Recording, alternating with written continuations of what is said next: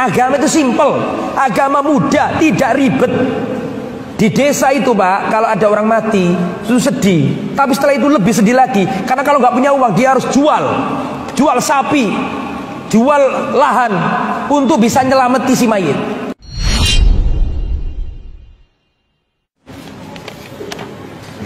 Assalamualaikum Ustaz. Waalaikumsalam warahmatullahi wabarakatuh. Afwan, ibu saya mau merayakan 3 tahun meninggalnya kakak saya. Kematian yang dirayakan. Sebenarnya ibu saya tahu itu tidak diperbolehkan, tapi mungkin karena sungkan dengan menantu dan besan, ibu saya tetap berencana mau merayakan.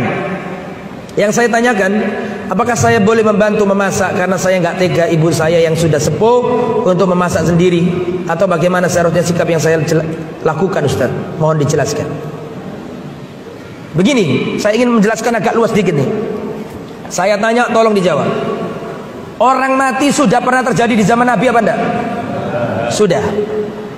Nabi sudah pernah ditinggal wafat keluarganya apa enggak? Seharusnya enggak ada khilaf. Saya ulangi ya. Di zaman Nabi sudah ada orang mati apa enggak? Jawabannya sudah ada. Apakah Nabi sudah pernah ditinggal mati keluarganya? Jawabannya, Nabi sudah pernah ditinggal mati keluarganya, bahkan banyak. Putra beliau semuanya wafat sebelum Nabi. Qasim, Abdullah, Ibrahim wafat sebelum Nabi. Tapi itu kan belum balik Ustaz, nggak perlu ditahlili dan diselamati. Oke, masih ada anak Nabi yang lain, Ruqayyah, masih ada lain, Zainab, masih ada yang lain, Ummu Kulthum. Mereka wafat dalam kondisi sudah menikah semuanya. Lebih dari itu, Rasulullah pernah ditinggal wafat kekasihnya. Siapa? Khadijah binti Khuwailid. Rasulullah SAW pernah ditinggal kekasihnya Zainab binti Khuzaimah. Sehingga kesimpulannya, di zaman Nabi sudah ada orang wafat. Kesimpulan kedua, Rasulullah sudah pernah ditinggal mati oleh keluarganya. Betul apa tidak? Harusnya nggak ada khilaf dalam masalah ini, karena sudah ada contoh dari Rasulullah. Nah Ustaz, kalau Rasulullah ditinggal wafat bagaimana Ustaz? Dengarkan, catat. Saya sampaikan sebuah riwayat ketika Rasulullah ditinggal wafat oleh saudara tercintanya. Rasulullah punya sepupu namanya Ja'far bin Abi Thalib.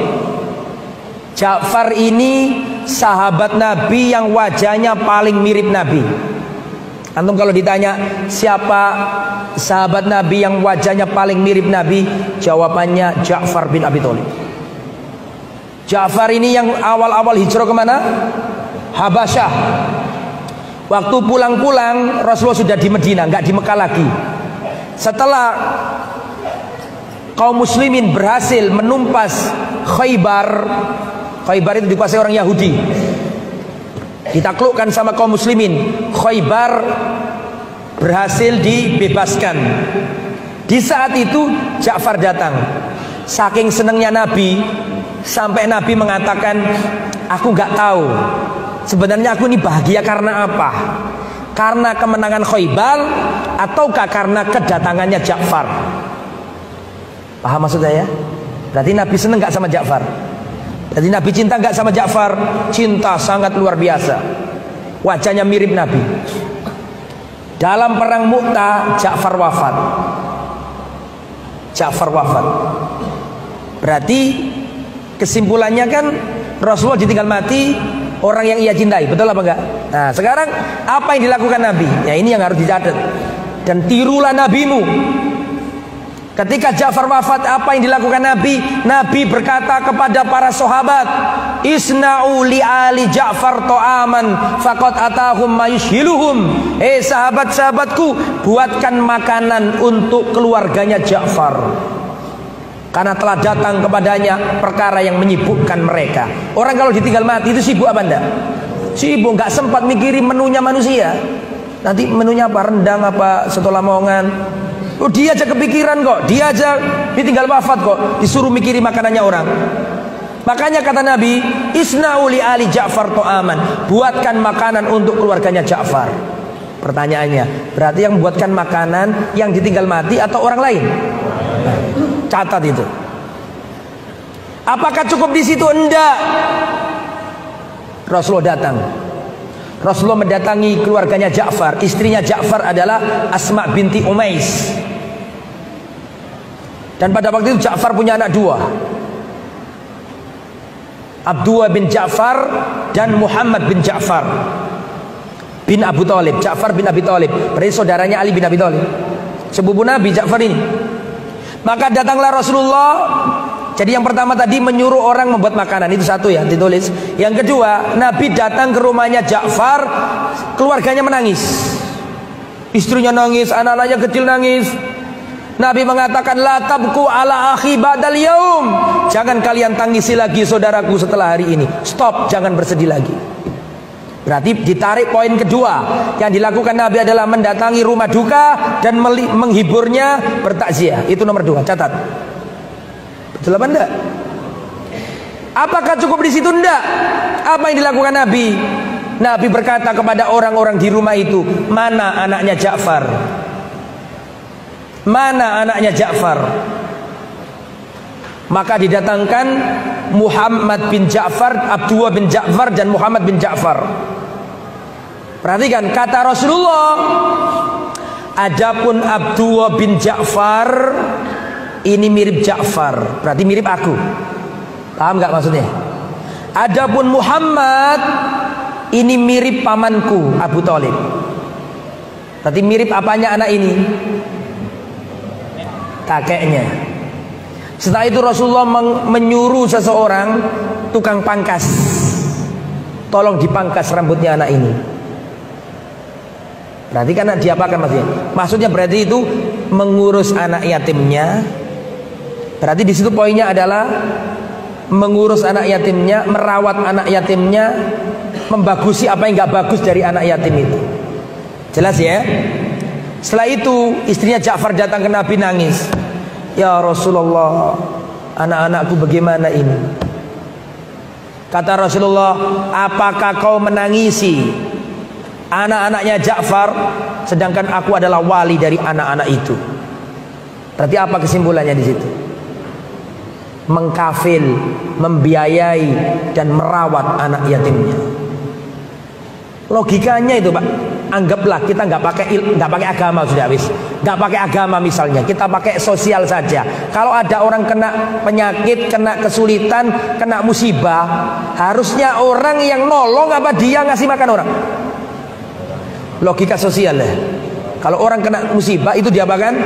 Ditolong. Agama itu simple, agama mudah, tidak ribet. Di desa itu Pak, kalau ada orang mati itu sedih, tapi setelah itu lebih sedih lagi, karena kalau nggak punya uang dia harus jual sapi, jual lahan untuk bisa nyelameti si mayit. Ini fakta loh, bukan katanya orang. Aku wong desa, ngerti kejadian di desa itu.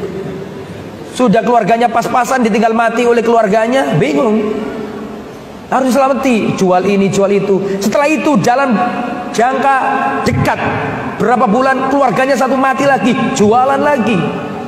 Islam tidak sedolim itu. Agama yang mudah, yang enak, yang sesuai fitrah. Ada orang susah ditolong. Jelas ya? Jadi kematian sudah ada di zaman Nabi. Nabi ditinggal wafat sudah pernah. Maka contohlah yang dilakukan Nabi ketika ditinggal wafat oleh keluarganya. Para sahabat mengatakan, kunna na'uddu al-ijtima', kami menganggap kumpul-kumpul di rumah orang mati dan dihidang-hidangkan makanan minan niyaha, termasuk meratapi mayit. Yang ngomong siapa ini? Sahabat Nabi.